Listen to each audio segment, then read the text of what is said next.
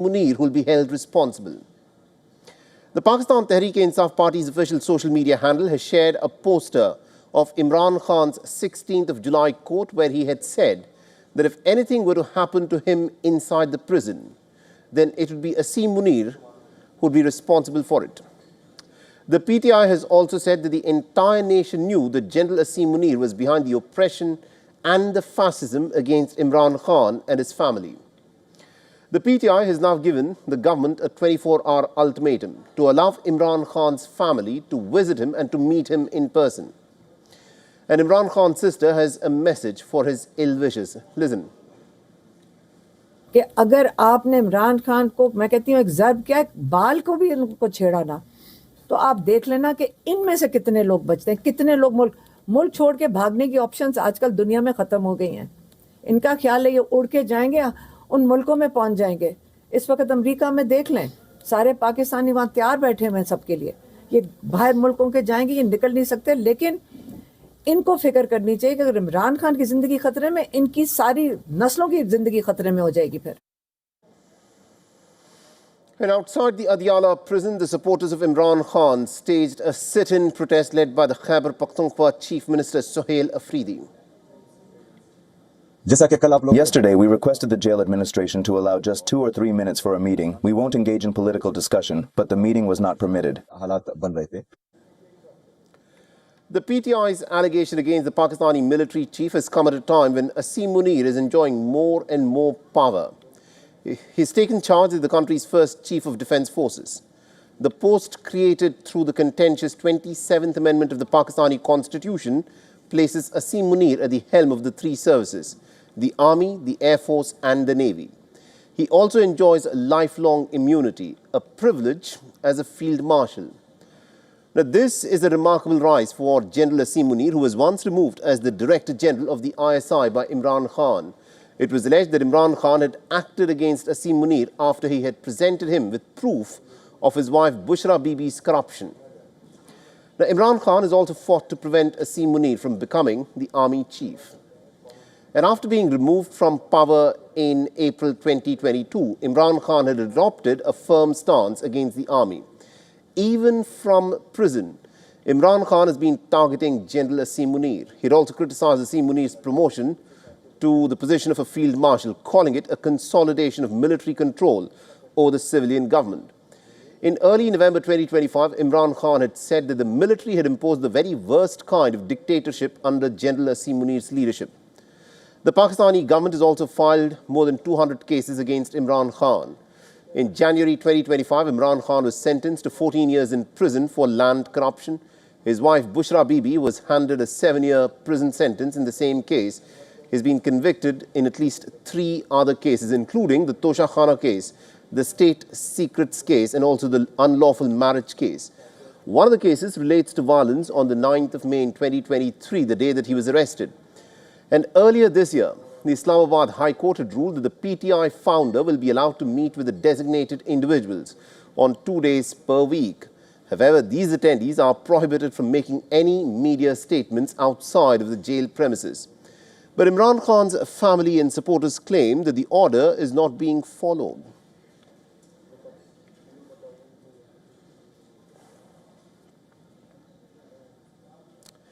The American President Donald Trump has vowed to permanently pause migration from what he's saying are third world countries. His comments have come a day after an Afghan national shot 2 National Guard soldiers in Washington. One of them succumbed to his injuries. In a post on Truth Social, Trump threatened to reverse millions of admissions granted under his predecessor Joe Biden. He's also warned that his administration will end all federal benefits to these migrants and will deport anyone who's deemed a security risk. Now, according to the Director of U.S. Citizenship and Immigration Services, Donald Trump has also ordered for a comprehensive re-examination of every green card for every alien from every country of concern. Later, the USCIS had referred to a list of 19 nations facing the U.S. travel restrictions that were announced in June. The order bars nationals from 12 countries from entering the United States, and this includes Afghanistan, Myanmar, Chad, the Republic of Congo, Equatorial Guinea, Eritrea, Haiti, Iran, Libya, Somalia, Sudan, and Yemen. The June order also partly restricts nationals from 7 countries from entering the United States, and these include Burundi, Cuba, Laos, Sierra Leone, Togo, Turkmenistan, and Venezuela. Now, since returning to the White House in January, Donald Trump has doubled down on halting illegal immigration during his campaign. And after being elected again, the Republican leader has promised to carve out, quote, the largest deportation exercise in American history. He has repeatedly lashed out at his predecessor, Joe Biden, for admitting millions and millions of illegals into the United States. Now, Trump's new threat of initiating a reverse migration marks a very significant escalation in his anti-immigration stance.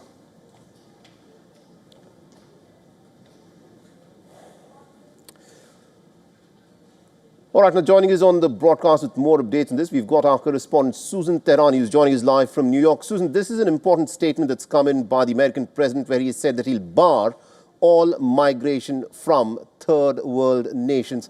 Now, the third world is a very extensive group. Do we have any more clarity on what the president, in fact, intends to do here?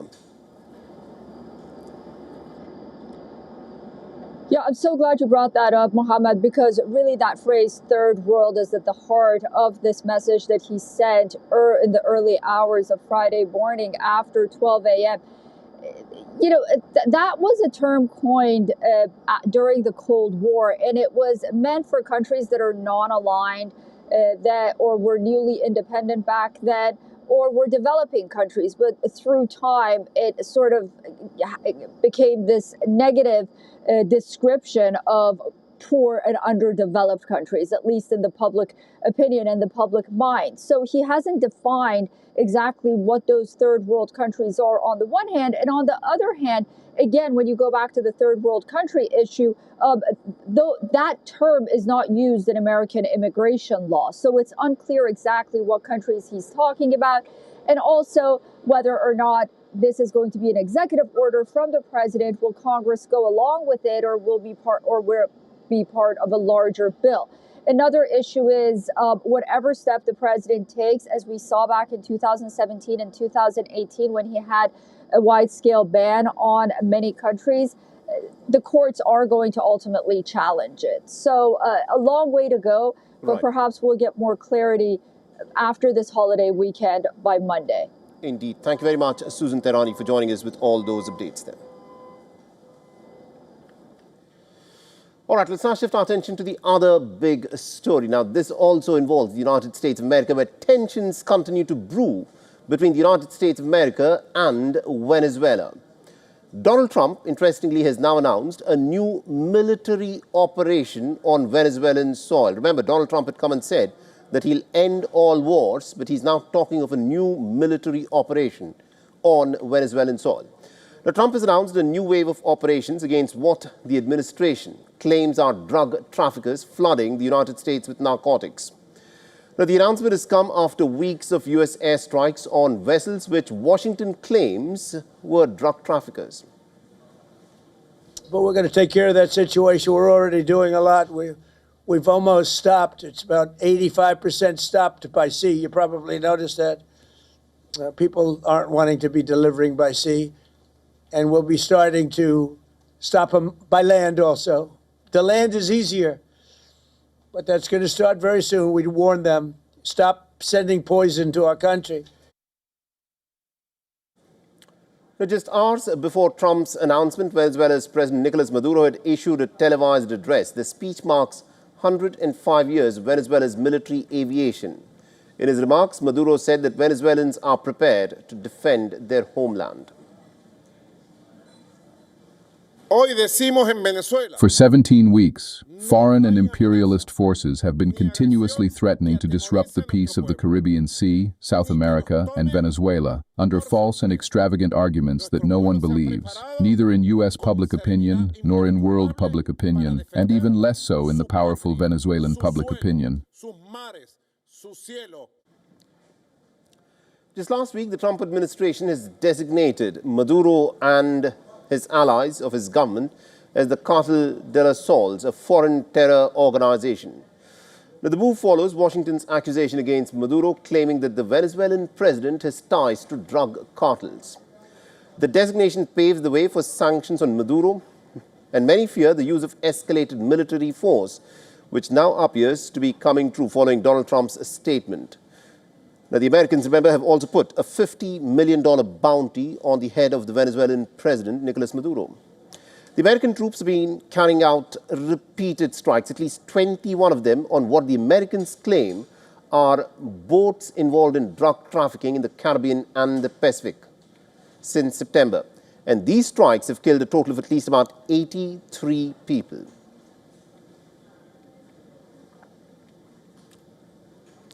All right, now joining us on the broadcast, we've got Mr. Diego Sequeira, who's a political analyst, a journalist and a columnist, and he's joining us live on this broadcast all the way from Caracas in Venezuela.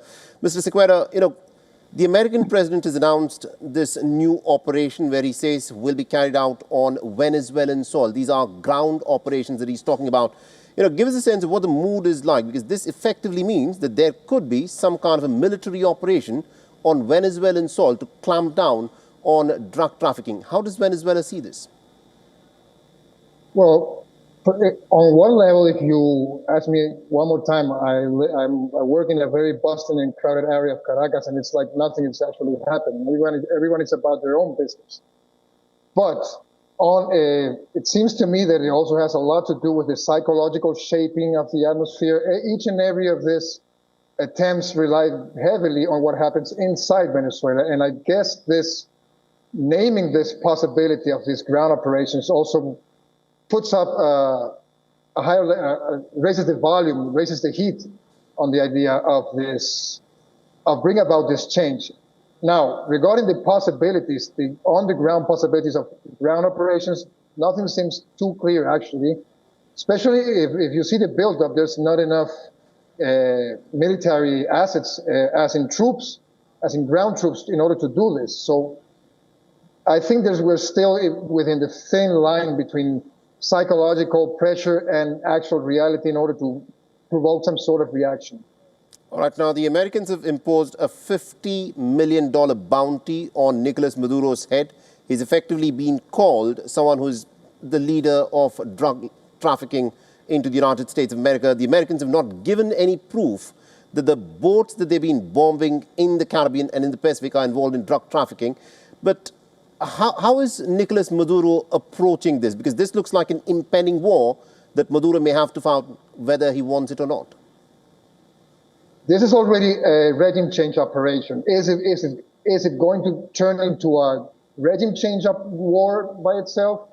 We're about to see. I mean, it's hard to predict already. This ramp up has been going on for 3 months, and this beyond the extrajudicial killings of unknown, unclear fishermen or people from the sea.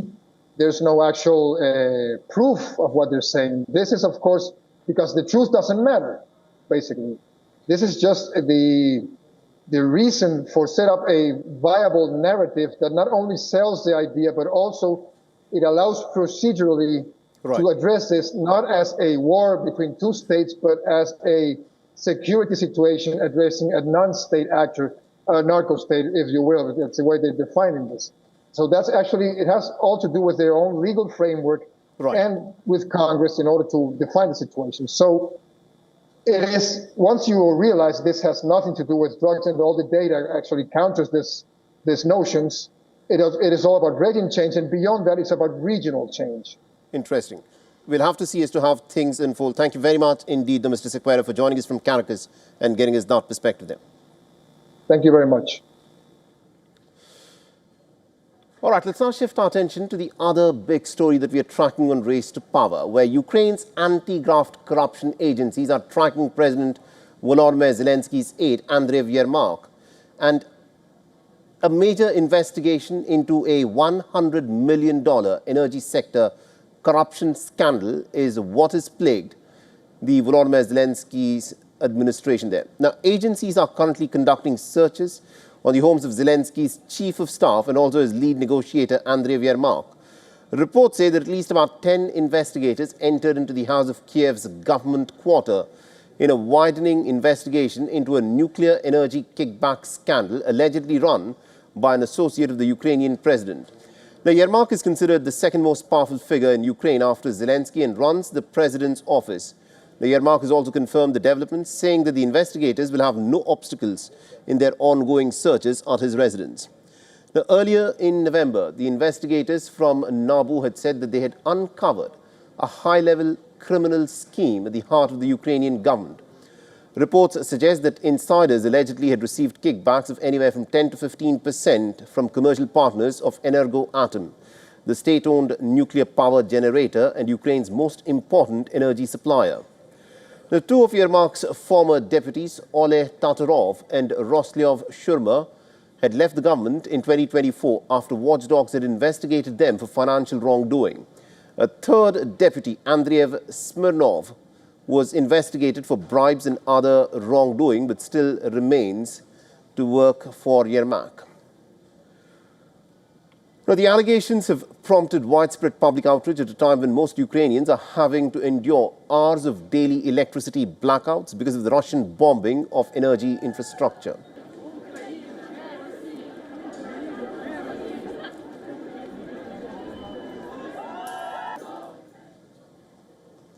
The daughter of South Africa's ex-president Jacob Zuma has resigned from parliament, and the development comes after claims that she was involved in recruiting men to join the Russian mercenaries in the Ukraine war. Just last week, the police said that they were investigating allegations that Duruzile Zuma Sambudla, a lawmaker in her father's MK party, had lured about 17 South African men to fight in the Ukraine war on behalf of Russian mercenaries without their knowledge or consent. The presidency said in early November that it had been asked to bring home the 17 men who were allegedly trapped in Donbas after they had been lured there under the pretext of lucrative employment contracts. According to reports in South African media, the men were allegedly sent to Russia for security training by the opposition MK party, which is headed by Jacob Zuma.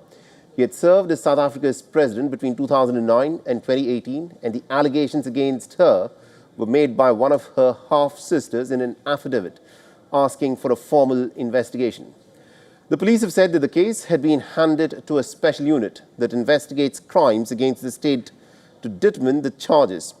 Now, Zuma Sambudla is on trial on separate charges of inciting the 2021 riots that left more than 350 people dead, to which she has not pleaded guilty. And our correspondent, Calden Ongwu, has been tracking this story very closely for us and has sent us this report from Johannesburg in South Africa. Listen in. Jacob Zuma's daughter, Duduzile Zuma Sambudla, has resigned from the parliament as well as the MK party. This follows after Hawk's investigations into whether Zuma Sambudla lured 18 men, mainly South African, overseas to fight in Russia's war against Ukraine. MK party has distanced itself from the allegations, while the Democratic Alliance has laid criminal charges alleging Zuma Sambudla played a central role in recruiting and trafficking young South African men. The scandal has triggered a wider official response.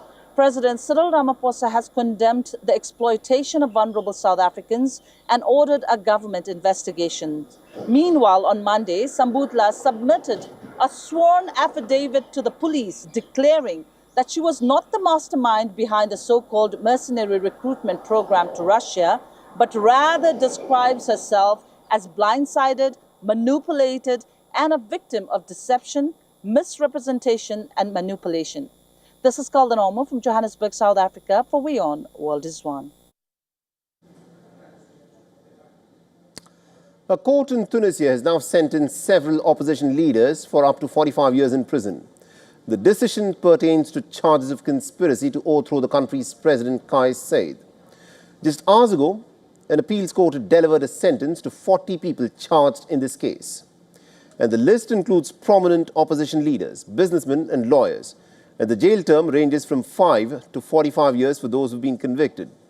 And of the 40, half the individuals have been sentenced in absentia since they fled the country. The rights groups and even leadership of the European Union has criticized the crackdown, accusing Kais Saied of an increasingly authoritarian rule in Tunisia. In 2021, the president had dissolved the parliament and the Independent Supreme Judicial Council, triggering further global outcry. But Kais Saied had lashed out at other countries and organizations for interference in Tunisia's affairs. We are an independent and sovereign state, and we will never accept any party interfering in our internal affairs. Tunisia is a sovereign state where sovereignty is by the people.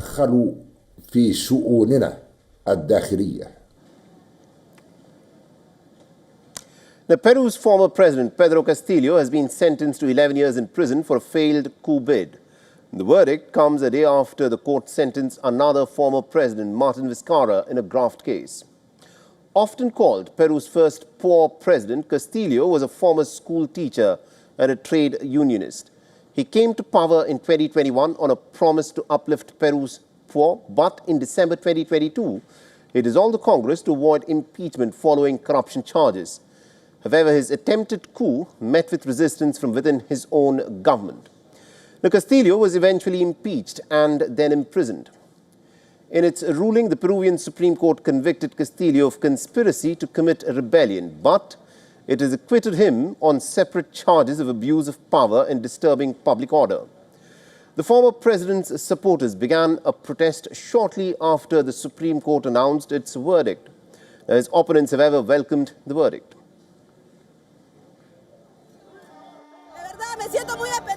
I am very saddened that the president has been sentenced to 11 years, and that is an injustice. Now, in the elections, we must vote wisely. We must remove all those bad people from Congress. I agree, because if our laws have decided to give him that punishment, it's because he made a mistake, as a leader who should have done the right thing. And without its wrap on this edition of Race to Power, this is Mohammed Saleh signing off. Thanks for watching.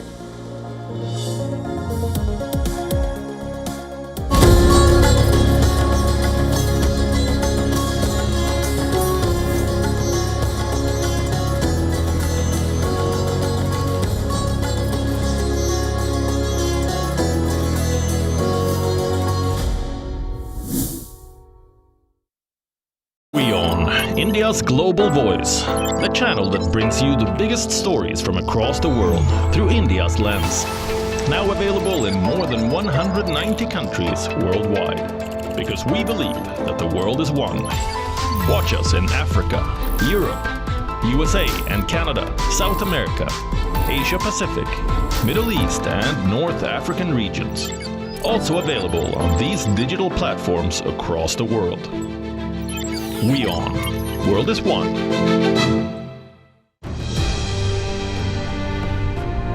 Dharmendra, the he-man of Indian cinema, died at 89.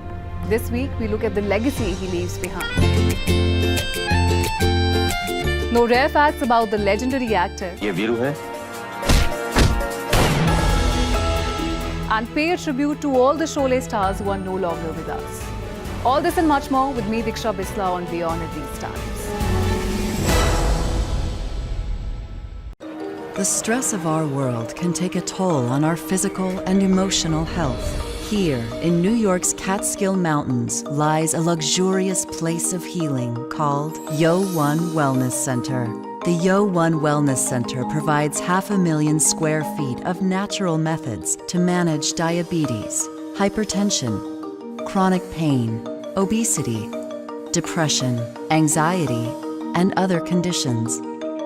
We use the traditions of centuries-old natural science from India, yoga, Ayurveda, acupuncture, and naturopathy in personalized programs that help you take charge of your own health. A minimum 5-day stay is recommended for best results. Book now at yo1.com. I'm a firm believer in what Mahatma Gandhi said. You need to be the change you want to see in this world. If you want to see a green change, let's be part of it. Let's plant trees. Let's avoid single-use plastic and drink from normal cups. Hi, I'm Erik Solheim. Watch me on Mission Sustainability.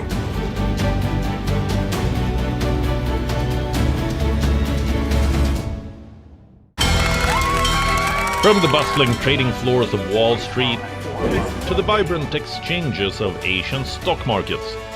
WION breaks it down for you to make sense of what's happening, as we reveal the key factors behind events, strategic battles, and the game-changing business decisions that shape the world. We bring you all of this and more on World Business Watch. Where darkness hides behind every corner. Where the truth is stranger than fiction. A show that dives deep into the stories which shock and mystify. Unsolved murders. Psychopaths who defy explanation. International war crimes. And millions swindled in financial fraud. The victims, the accused, and the sinister plot.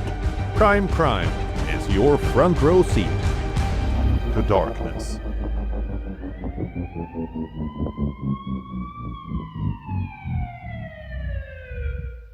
Rashtriya Swayamsevak Sangh.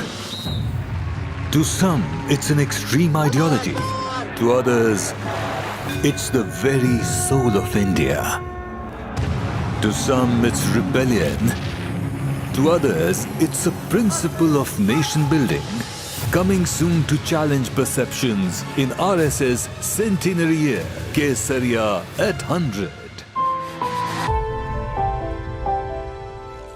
WION, India's global voice, the channel that brings you the biggest stories from across the world through India's lens. Now available in more than 190 countries worldwide, because we believe that the world is one. Watch us in Africa, Europe, USA and Canada, South America, Asia Pacific, Middle East and North African regions. Also available on these digital platforms across the world. WION, World is One. Where darkness hides behind every corner. Where the truth is stranger than fiction. A show that dives deep into the stories which shock and mystify. Unsolved murders. Psychopaths who defy explanation. International war crimes.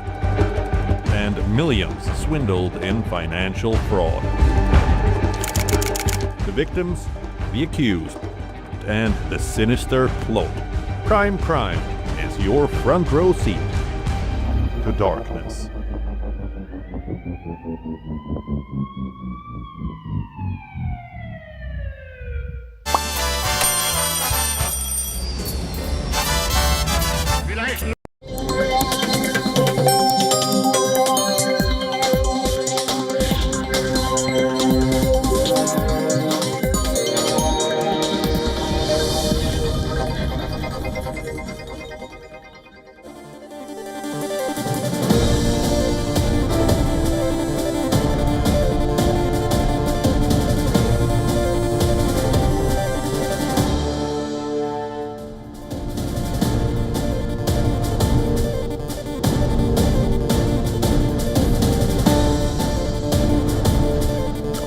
Hello and welcome. You're watching WION World is One. My name is Mohammed Saleh, and let's start this broadcast by taking a quick look at what is making headlines at this hour.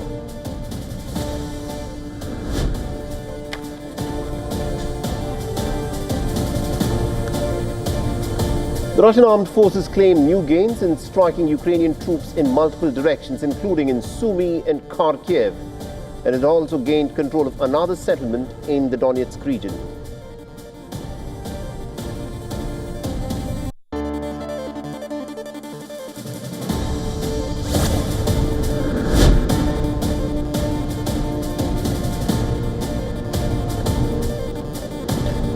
Now, Hungary's Viktor Orban defies the EU by promising Vladimir Putin that he'll keep buying Russian oil, visiting the Russian leader in the Kremlin in the midst of a diplomatic push to end the Ukraine war.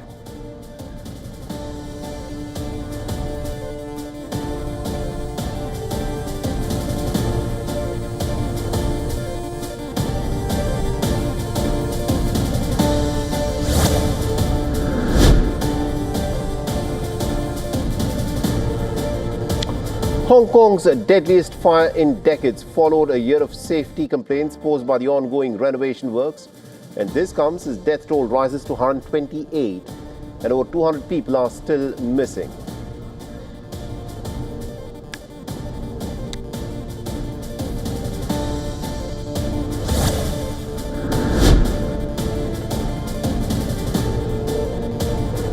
And the United Nations Human Rights Office has said that it is appalled by the killing of 2 Palestinian men by the Israeli security forces in the occupied West Bank, saying that the incident appears to amount to summary executions by the Israelis.